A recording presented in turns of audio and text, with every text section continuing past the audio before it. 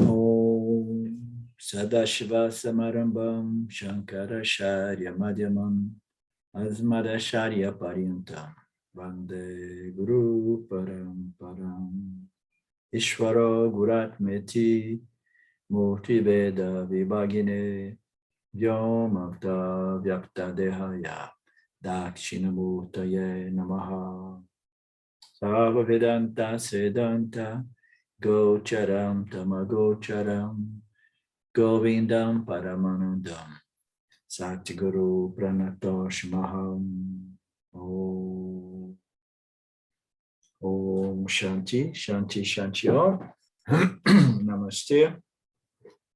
Welcome to our Q&A Satsang. And provided we have questions, so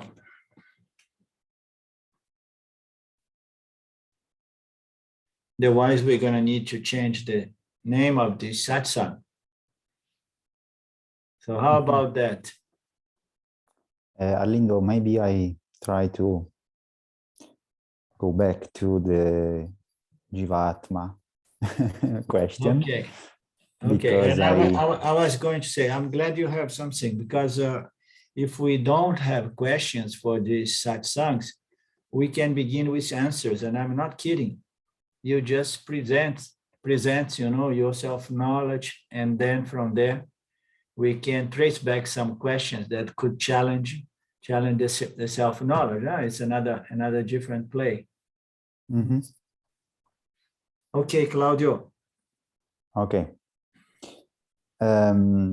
Because I hear again, the satsang of 2 weeks ago, and I see that my confusion was that I was thinking that Jivatma was not thinking at all. So, because I don't have identified really, because I was thinking more about the pure consciousness that is not at all experiencing. Experience, exactly. It's not an experiencing entity. But now I understand that the Jivatma, and you can tell me if I understand good. So the Jivatma, it's the mixture between the Atma, pure Atma, and the body-mind complex.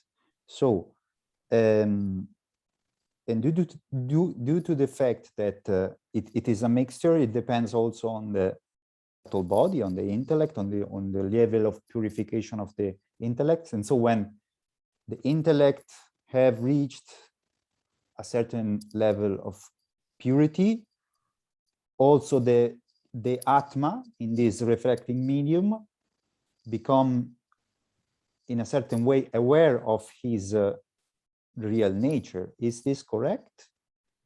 Or yes, it's more or less correct. Siva, can you turn this one here to see it? Because the light here is not so good today. It's cloudy. It did not change much. Okay, leave it on. Thank you. Maybe the real question is the Jivatma, in which level the Jivatma thinks or realizes its true nature, or it's only the intellect that realized its true nature? I'm stuck a little bit, maybe in here. Yeah. So this is a very subtle subject, because as we know, consciousness is beyond knowledge and ignorance. The self is beyond knowledge and ignorance.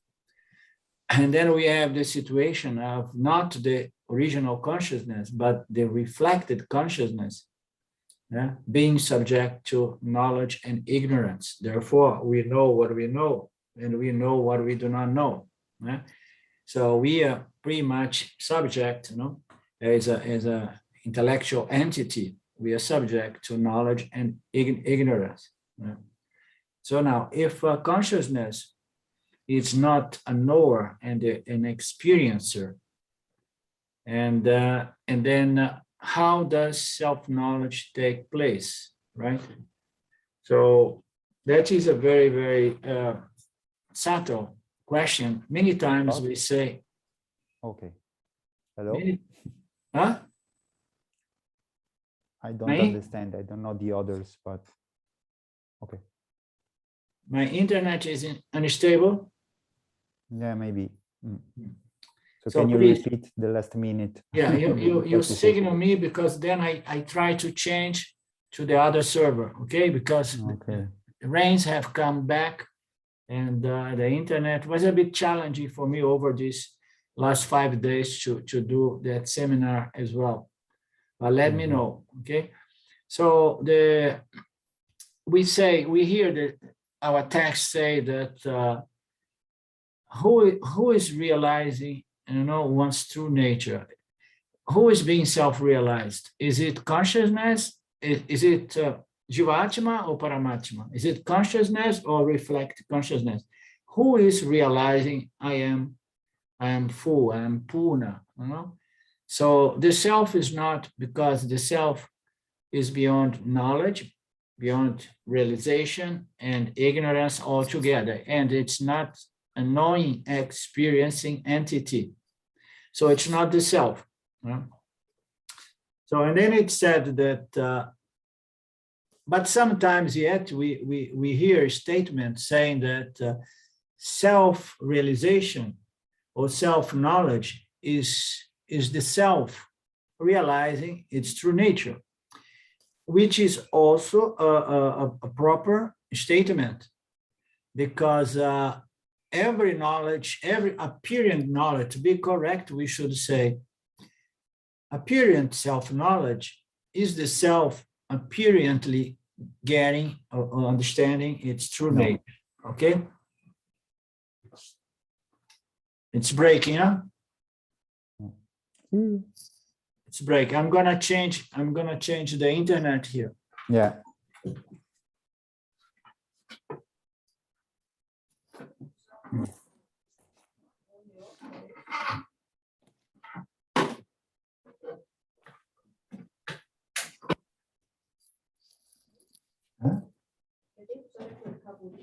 Because it's more stable com o cabo do que com o Wi-Fi.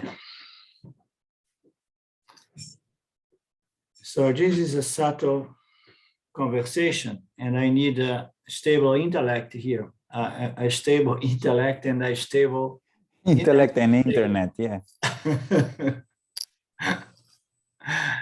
Yeah, the intellect cannot be on and off trying to get this stable connection. So does it seem to be more stable for now? Yes. Okay. Otherwise, I have to keep moving. No. I mean, last week, I was all the time doing some movement, because I could see, when I see that I froze on the video, but I continue doing that, and then I see that my internet is freezing. You understand? I'm just kidding. Okay. So the Jivatma, who realized the self? So we may hear some of our texts say that ultimately it's the self realizing its true nature, but it is the self apparently realize its true nature, because it realizes its true nature through the apparent Jiva. You understand? So why many times we say that? No, if there is a realization, is the self realizing itself. Why? The last thing we want is the ego realize its true nature. Because a lot of the time when we say the ego became enlightened, or the ego got self-knowledge, the ego, which is the sense of doership, ownership, and etc., it remains intact. And then we go into that situation, of superimposition of meeting Satya, and the ego is going to be decorated as the enlightened one. Ramji presents it as enlightenment sickness. I don't know if he was the one who brought about this notion, this concept, but it's a fact. There are a lot of people who just superimpose the ego on consciousness, and they say, I am consciousness. You understand? So, and then it's better we understand that only consciousness can realize its true nature. although consciousness is not a knowing, realizing entity. So, and then how are we going to understand this apparent contradiction? Is consciousness apparently forgets its own nature. And then consciousness apparently remembers its own nature. So why? Mithya is all about a seeming apparent reality. You understand? So within Mithya, we have the apparent jiva who forgets, apparent forgets. We have the apparent jiva, which is consciousness, but apparently forgets it.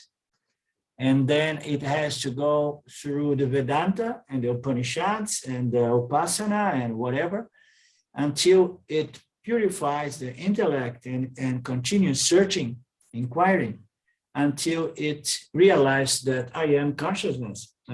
So who is realizing I am consciousness? Because we know that the original consciousness cannot do that. The only aspect of our human experience that can realize I am consciousness is the conscious aspect of our nature as a body-mind complex. So we know that in Mithya, everything is a mix of consciousness or spirit plus matter/energy. So we have consciousness, and then we have what? We have energy, and then energy brings about matter. This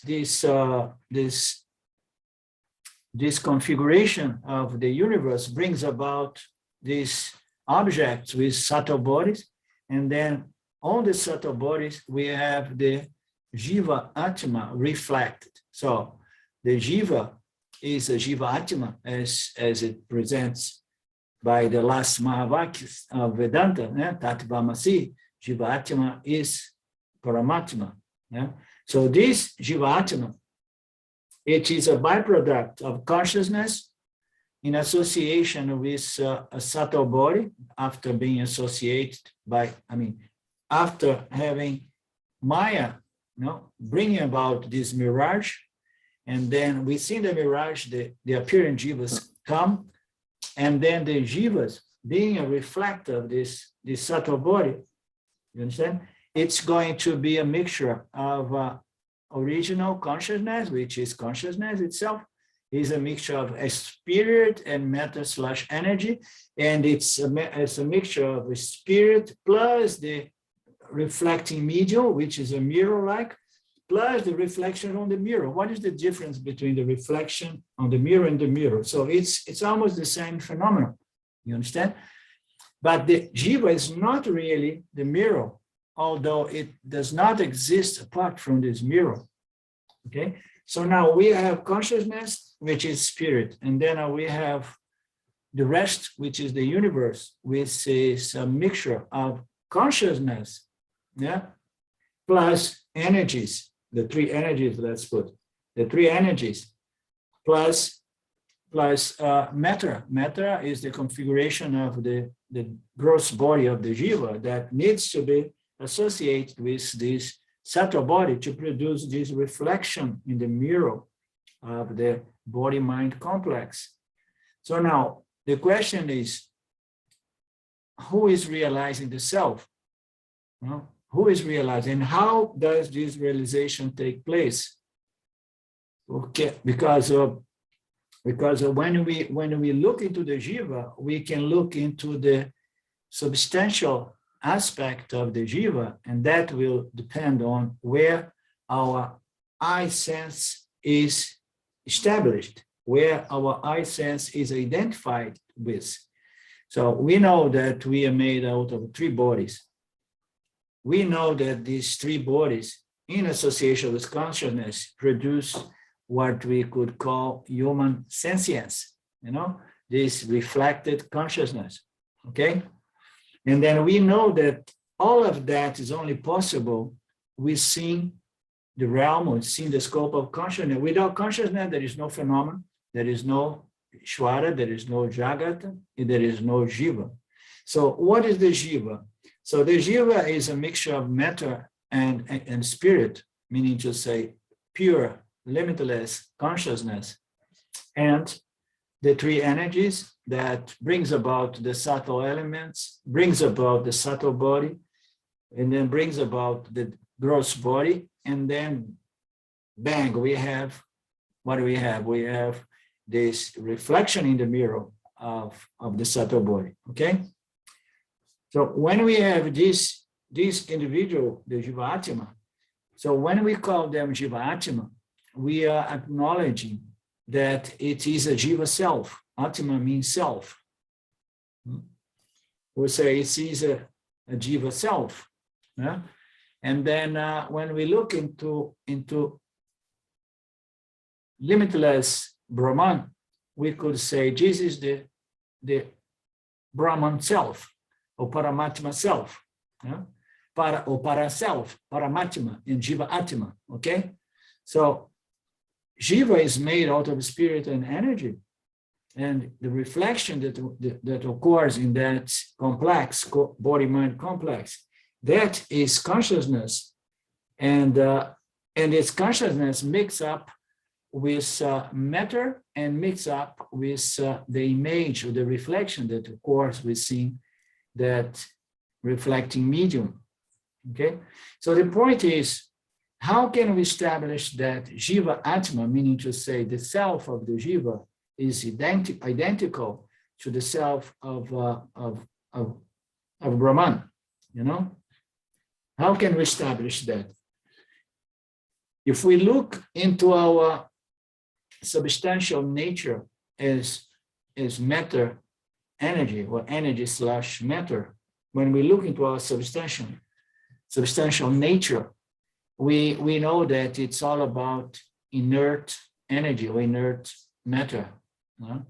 As inert matter, we can never say, you know, I am identical to Brahman, to the real self, to Paramatma.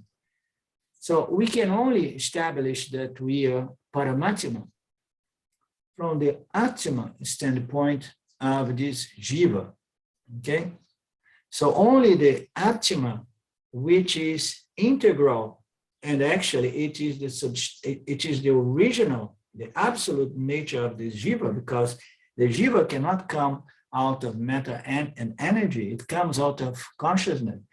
We will see, Claudio, in this Panchadasi, a beautiful aspect of the teachings that explains how original consciousness mix up, produce matter, produce the medium, the reflecting medium, and then it mix up with original consciousness. We will see why Jiva Atma is a mixture of original consciousness and reflect consciousness. And there are simple analogies that we can use for that. If we look at the sun reflecting on a mirror, okay, and then we know that there is original consciousness, or original sunlight before it hits the reflecting medium, the mirror, okay? And then once it hits and bounces on this mirror, it's going to produce what? Reflect consciousness. And reflect consciousness is of the same nature of the original consciousness. But guess what? Because consciousness pervades everything, once it hits in the reflecting medium, I mean, let's go back to the analogy, it hits the mirror, and then we have, oh, now there is reflect sunlight. And guess what? The sunlight is pervading everything. The reflect sunlight is going to be mixed with the original sunlight. You understand? And there are experiments, physical experiments, that they just project this reflect light.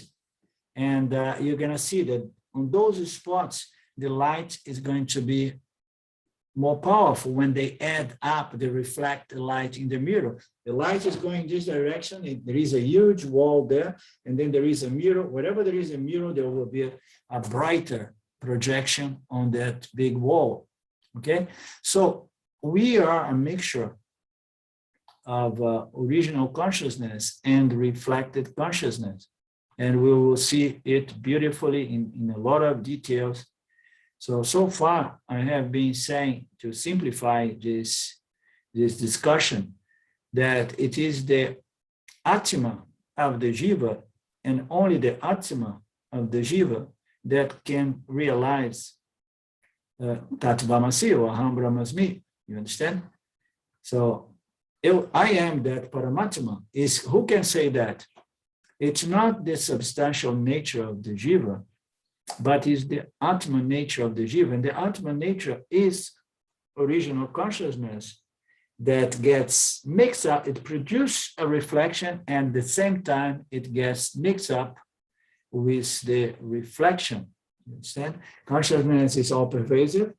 It has a certain affinity with subtle bodies. Every time it pervades subtle body, it shines, okay? And then there will be this, it's going to shine as chit, consciousness, you understand? And then there will be this chit, this light of consciousness that is shining here, and at the same time, it's mixed up with its own reflection on the subtle body, because it's all pervasive, you understand? So the aspect of our Jiva nature, or the Jiva experience, that can understand and claim that Jivatma Paramatma idea, which is identical, is the self. You understand? When we look at reflect consciousness, we can look, and by analogy, we can understand that the reflection is identical in its nature to the original sunlight. You understand? But we can look even a little deeper by understanding that mixed up with the reflection, there is original consciousness there, understand? Which is all the time as in our experience, we are composed by original consciousness plus reflected consciousness, you understand? And plus thoughts. Thoughts is the human sentience that are going to come in contact with the world of thoughts / objects, you understand? But we have that element of consciousness. So when the Jiva realizes that I am consciousness, this knowledge is clear, and it's a doubtless knowledge. And of course, it cannot come from the substantial nature of the Jiva. It can only come from the conscious nature of the Jiva. And as I said before, we're going to look in Panchadas, in very subtle analysis, how the Jivatma gets it's not only the reflection of consciousness, but it's mixed up with the original consciousness. And then we can say, but it's all a question of seeing it, claiming it, you understand? Because once you see clearly that you are not the body mind, you are not the intellect, you are not the five koshas and so on, when you see that you are the most fundamental aspect of your human experience, which is limitless by nature, conscious, once you see that, and then all these nuances are meaningless, all this subtle analysis is meaningless, you see it clearly. It's a question of seeing it and claiming it without doubt, you understand? That everything in the universe has its fundamental true nature. Everything has it, you understand? And the fundamental true nature of everything in the universe is consciousness, conscious existence, experienced as consciousness in the case of the sentient beings, and experienced as existence in the case of the inert beings, inert object. So everything has its essential nature in Satchitananda, consciousness, existence. You understand? So the human beings in this planet seem to be the only creatures that can realize that, understand that. And this understanding, it's more than just an intellectual understanding, and that's what distinguishes Vedanta from philosophies, because it is a self-investigation. You have to really investigate all these notions, all these teachings and analysis and really staying with it, doing this profound nididhyasana until you see it, until you see something that intellectually you even understand here and there. But unfortunately, the intellect does not have the power to accept it and claim it, because it's more than intellectual knowledge.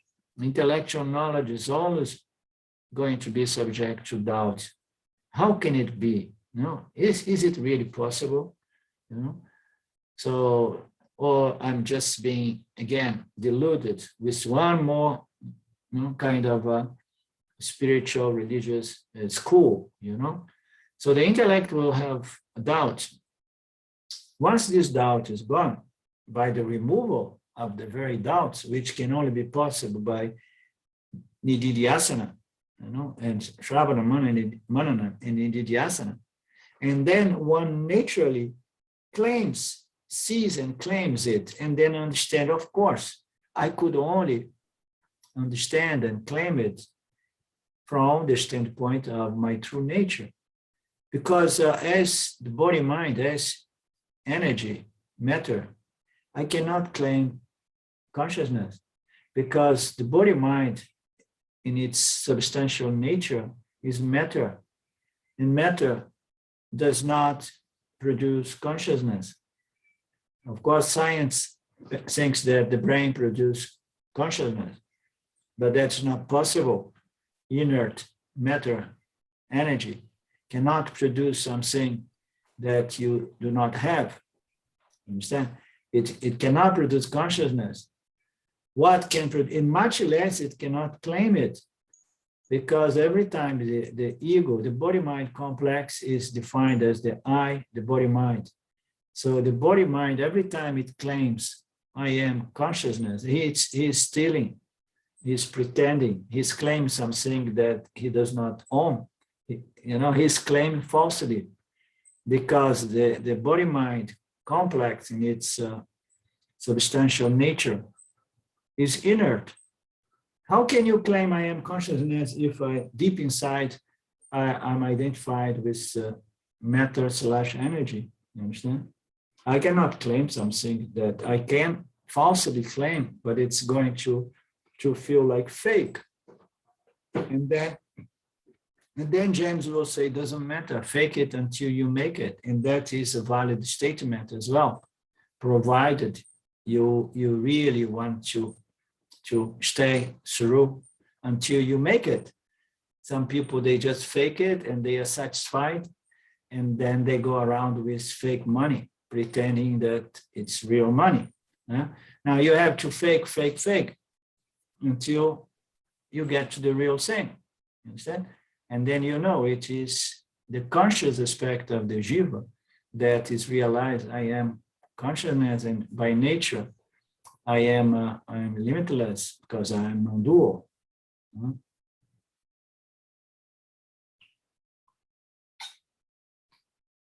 In Drig Drisha Viveka, Swami presents a very nice a model which is unique. It's Swami Paramatma says that it's the only teaching text of Vedanta that presents those concepts. He presents three kinds of jivas and says that each one of us, we have all these three jivas. One is Paramartika jiva, the other one is Vyavaharika jiva, and the third one is the Pratibhasika jiva. Pratibhasika jiva is the reflection of consciousness, such as the one happening during the dream state. So you are fully living your subjectivity. Of course, we project our subjectivities in the awakened state as well, but in the dream state, we are just like our subject impressions, mental, emotional, intellectual impressions, memories, and that are registered. So we have this Pratibhasika jiva. We have the Vyavaharika jiva. Vyavaharika jiva, it's the jiva in its body-mind complex in this awakened state. You see, we see the objective world, we project some of our pratibhasika, but mostly we interact in an objective manner with this creation. And then it says something that is very amazing. It says, but we also have another jiva, which is, he calls the pratibhasika jiva. So the pratibhasika, the paramartika jiva, you understand? The paramartika jiva is our true nature as a jiva. And I found it amazing that they throw the jiva and saying that paramarta becomes a paramartika jiva, you understand? Because it is what happens. Because the jiva has this element of paramarta, you understand? Jiva has this element of pure consciousness. And in this text that we did recently here, it goes through this analysis of who is going to realize the self. Is the paramartika jiva, because it is the consciousness aspect manifest as a jiva, because that component of pure consciousness is there in the jiva as well. It is this pure consciousness component that is going to realize, its identity with Brahman, is the paramartika jiva. The Vyavaharika is going to transact, and then the pratibhasika is going to project and dream and so on.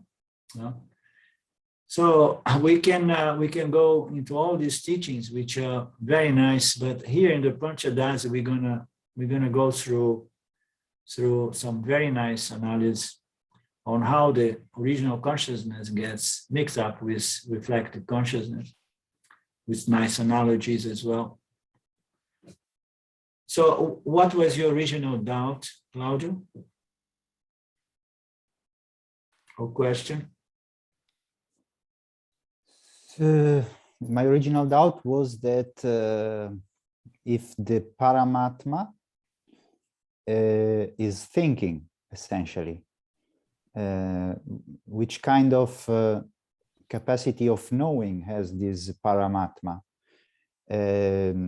Because I thought that this knowing capacity comes only from the intellect. Yeah. And this does not mean maybe that, yes, please. Yes, exactly. The Paramartha is not a knower. Paramartha is chit. Paramartha is the knowingness that concedes the ability to know to all living creatures. You understand? Consciously or subconsciously. Paramartha is the knowingness, the pure knowledge, chit. And Paramartika is also presented by the scripture as Sat, the only reality, that what is. There is only Paramarta. You understand? Brahman. So the chit aspect of Brahman is going to lend, consciousness to the jivas, to the human jivas in this case, and the human jivas are going to experience this chit aspect of consciousness, this chit aspect of Brahman. It's going to experience it as a sentient being. So I perceive my environment, and I have an intellect that allows me to establish certain understanding, determinations, knowledge, and then connect the dots, and then I start inferring things and understanding through our machinery, our equipment, the five senses, and so on. So Paramartha is not a knower, and it does not think as well. The question often comes from the angle that the inquirer wants to realize I am Brahman, but does not quite like the fact that Brahman does not think and does not experience anything. You understand? And this this is one of the things that people look and say, okay, so but what's in there for me? I want to realize that I am Brahman, so that I can have the ultimate experience of ecstasy and bliss and this transcendental knowledge and experience. No, this is not the case. As James often says, so it does not feel anything to understand I am Brahman, because Brahman does not feel, does not think, does not know. You're just going to realize your true nature, and it's limitless. And are you going to be concerned that you are not going to be experiencing Brahman or knowing Brahman or feeling Brahman? No, usually the Yan is not experienced because he's more or less done with wanting to feel, experience, and know. You understand? He has known that which puts an end to the need to experience and know things as a mean to find satisfaction and security. You understand? So you want to go back to your original nature, although it is not an experiencing entity. Okay, so we have a lot of analogies. One of them is the river. The river comes down from the mountains, and then when he's about merging into the ocean, if he would be an experiencing entity, if he had a subtle body and would develop a sense of individual existence, he would come close, and for a moment he would become like, oh my God, that's going to be my end. I'm going to melt and merge with the ocean, But then why it does not stop going down? Because when you start coming close to the ocean, there is a lot of satsang down there. We don't see it. A lot of gurus there calming the river down and telling him, don't worry, you're going to lose your illusory apparent nature as a river, and you're going to acknowledge, you're going to become what you are, which is the ocean. So don't be afraid of losing your apparent illusory nature if in exchange you're going to claim and be established in your fundamental, absolute, limitless nature. You understand? And as long as we have a fascination with experience and knowing things, and then self-realization, it may be a little strange or scary to some people, I have met several people presenting this kind of concern, okay? But this self-realization usually takes place when we are done with this obsession with experience and knowing things. And if we are not completely done, so Ishvara brings us back with another equipment so that we can experience and know a little bit more. You understand? Ishvara has infinite jivas. As long as we want it, we wish it. Does it make sense, Claudio? Yes. Yes, maybe I have to hear it again because there was some interruption, but I will reflect on it. Yeah.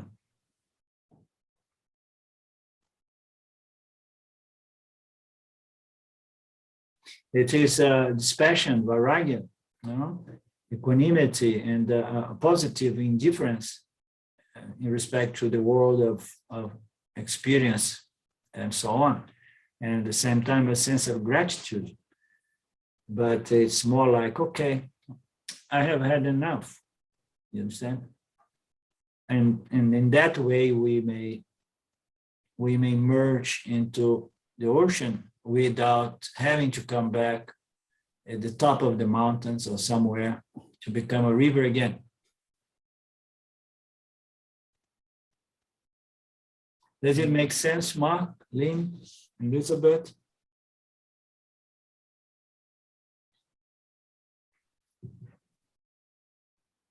Yes, it does make sense. It also makes sense why the intellect has to be purified to a certain degree to for the Jivatma to acknowledge that. Yeah. Because without the purified intellect, it's always going to, the ego is always going to be there and co-opt that. Yeah. Yeah. I was thinking the other day, Arlinda, about samsara, and I was thinking almost like I almost have this addiction to samsara, even though I don't want it. It's kind of there, always pulling, and it's an addiction which is very hard to let go of and get rid of. Yeah. Yeah, we know vasanas, huh? We repeat certain experience over and over again, and then it becomes like more than just a preference or desire. It becomes intense, right? And then these vasanas, they become habits, and then with time they become addiction. Yeah, and we have these habits and addictions, and being the most fundamental, the addiction with the ego. I am the doer, the body, mind, the doer, and the experience. So this is our greatest vasana, the most fundamental vasana or tendency. And then the ego, this firm identification with the body, mind complex, it sustains itself by the means of consuming experience.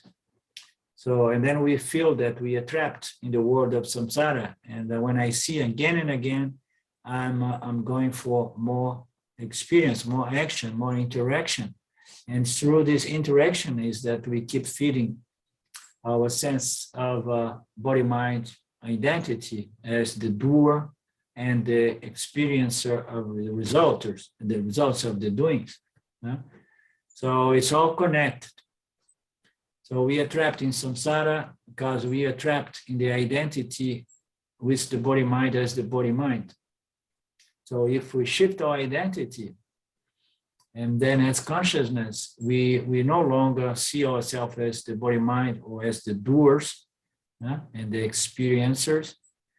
And then we see all of that as a system, as Ishvara, and so on. And then we let it just go run its process, once prarabdha karma. But from the standpoint of I am actionless consciousness, and Ishvara is doing all these actions, and then we can relax. We can relax, and we are not going to be feeling like this magnet pull coming from samsara anymore, because that was due to my addiction to it, because my identity needed it. My identity requires it, because I make my identity through this interaction with samsara. All of this is what keeps my identity, intact or sustained, and so on. Does it make sense? Yeah, it does. But it's not even an addiction to doing. It's more an addiction to interest in what's going on and how it's all evolving, rather than doing and being part of it. Just watching it evolve and watching the world become as it's becoming. For me, this is very hard to let go of, and so I'm in a slight conflict with regards to that, even though I appreciate that it's samsara, and I appreciate that on a fundamental level, it doesn't touch me in any way whatsoever. There's still this sort of conflict of interest I have with regards to the world and myself. Well, I mean, the world is a three-dimensional movie or a three-dimensional novel, and it is fascinating to see this film, this movie. And sometimes it's these are beautiful, pleasant movies. Sometimes it's a hard, difficult, and nightmare. And we tend to watch it with great interest, but slowly we begin watching it with less and less involvement, and then it does not feel much as conflicting with my true nature or anything. You'll see everything, and with less and less involvement, emotional involvement, the same way we watch movies, on Netflix or Amazon. You watch it without much involvement. So, but it is fascinating. Some people like more to watch movies, some people like less, and it's very, very interesting, even when it's a nightmare. we tend to be interested to see, how it's going to end this movie.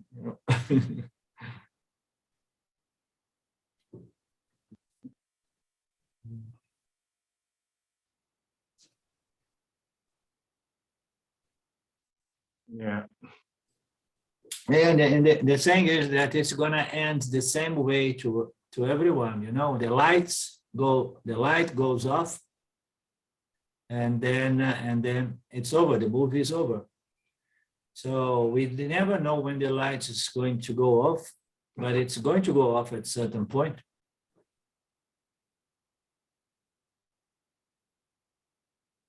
Yeah.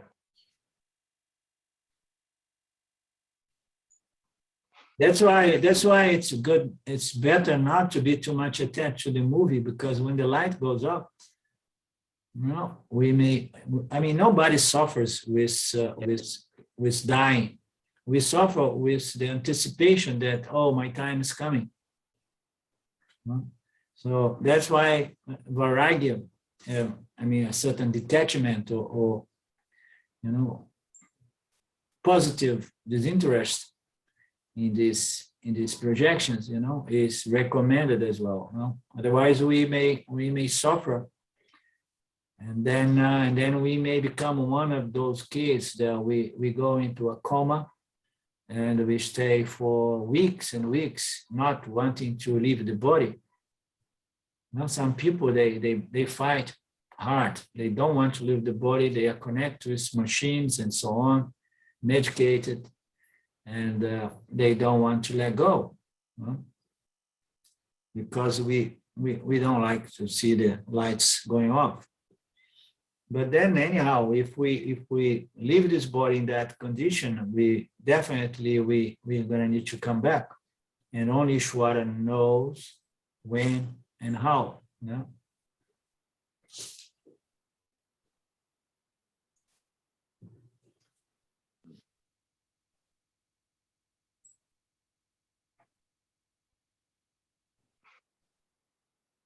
The only solution for samsara is to understand that it's not real, and our consciousness is the only reality. And then the mind suffers this magnetic pull towards the world according to our likes and dislikes. But consciousness is not subject to any pull. You understand? The subject, the mind is really under the tyranny of this force, which are vasanas. But consciousness is cool. It's just pervading things with a sense of detachment, a sense of equanimity and acceptance.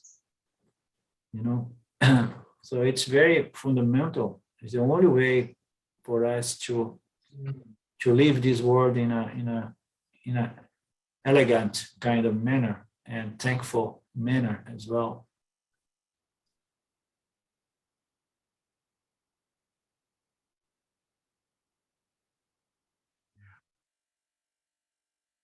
But Claude, you are too young. You should not be concerned about that. You should not be concerned about when the lights go off. Yeah, you are too young. No. Not that much.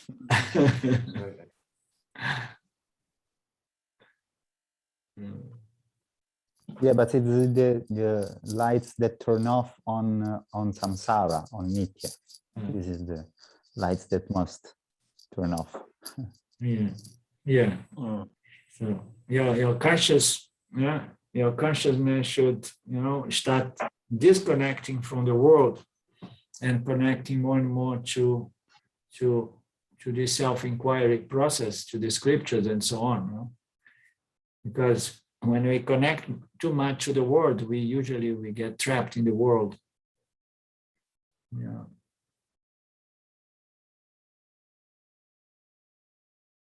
But what is the conflict, Mark? I did not understand. It agitates your mind to watch the world, to be interested in the news, or what?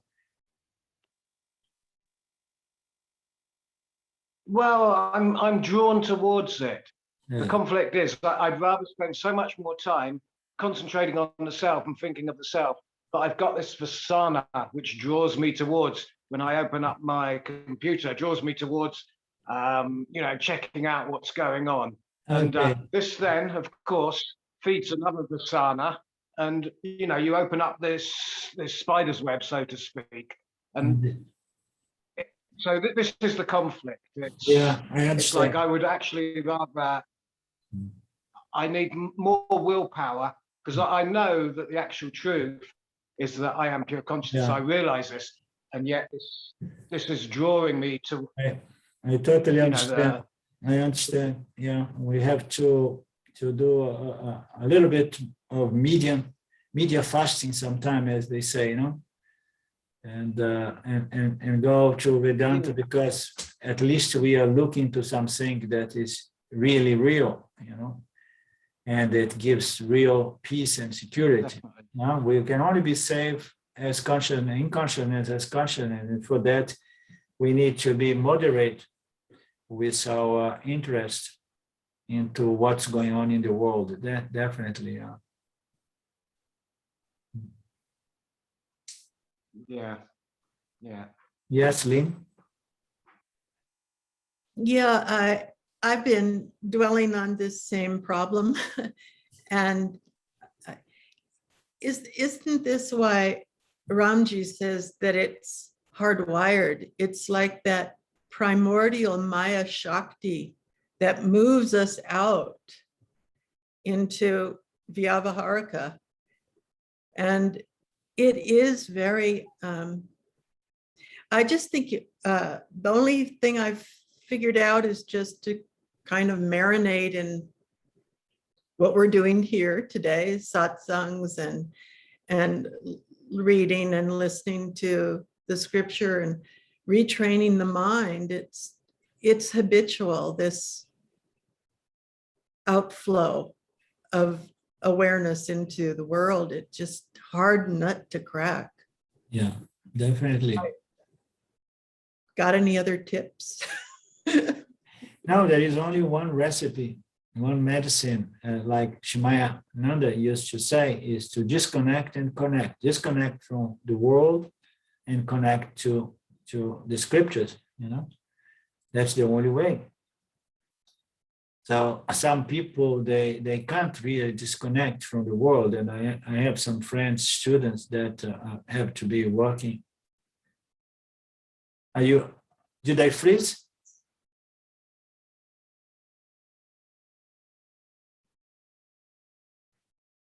The audio breaks up. That's the problem now. You are frozen, but the audio is what we really need. So yeah, it's so I was saying that the only recipe, the only remedy is to disconnect and connect. So the more we connect to the scriptures, to satsang, to self-inquiry, or to personal yoga. So the more we are connected, the more we get established, in this self-knowledge. And then once we are properly established within this self-knowledge, and then you are not as a fact when you take your energy to look into what's going on. You understand? It does not have the same magnet pull, that is going to disturb your mind with fear or desires. You understand? So generally speaking, the yani, it remains more, associated with these kinds of thoughts around the scripture. But some yanis is said to be so much involved due to their prarabdha karma, and then they are going to be connect with the world for 40, 50, 60 hours a week, doing things, interacting and getting all kinds of challenge and adversities, and that is very challenging. So the knowledge has to be so strong. But I believe it's not the case, my case, Lynn's case, Elizabeth. We don't need to work much anymore for anything. We have a lot of free time. And then all we need to do is to do a little fasting in regards to samsara. Samsara is a dangerous place to be, because if you start going there and eating and drinking from that lake, you become more and more addicted to its flavors and textures, and then you want, again, a little bit more. So moderation is very important. We have to realize in our efforts what really gives me peace and satisfaction.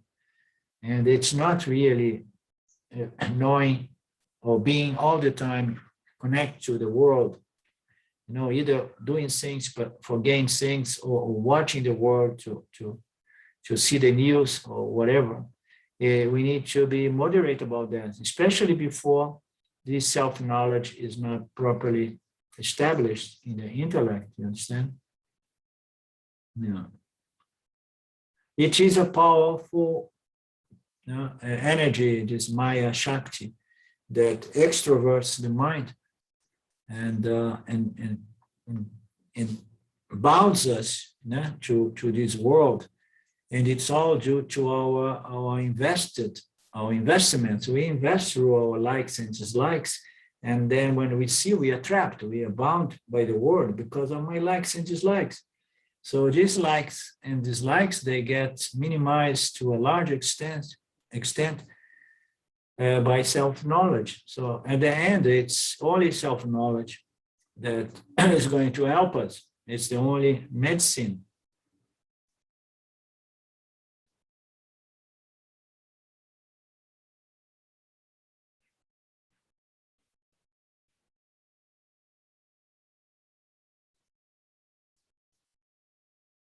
And how are we going to get this self-knowledge?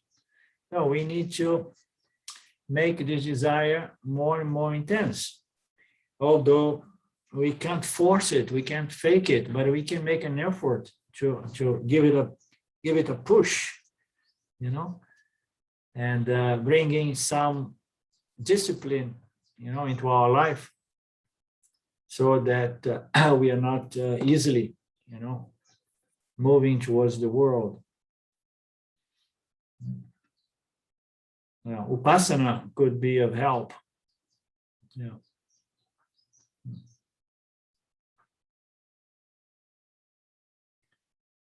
Okay. Anything else, Claudio or Elizabeth?